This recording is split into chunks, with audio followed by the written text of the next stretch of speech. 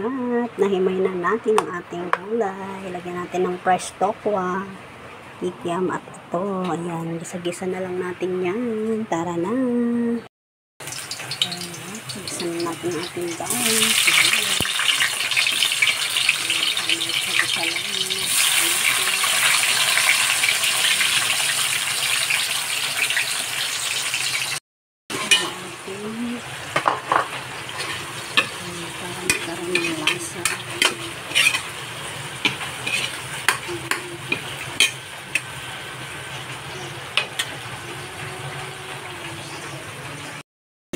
Ang ating sariwang tokwa. Sariwang tokwa.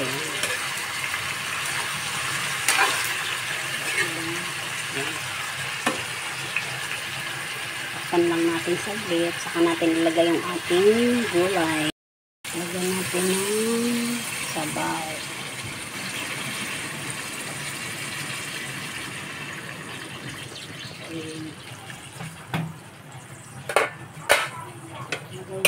Ng ating yan, hiniwang mga gulay-gulay.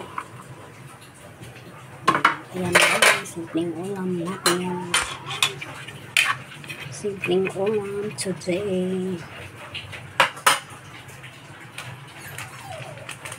Siyempre konting yan, seasoning.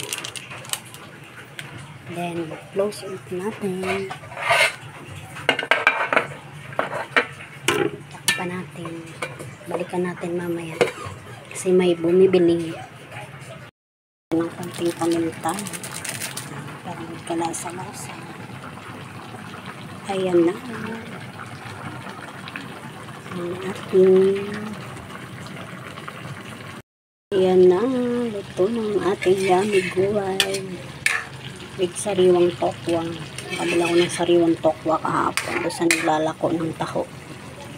Kaya yun, hinalo ko sa gulay. Yan, diba? Dahil nakabili din ako ng fresh gulay dahil may dumaan ditong nagtitinda. Ayan, natin niluto nating pang-ulam para ngayong tanghali.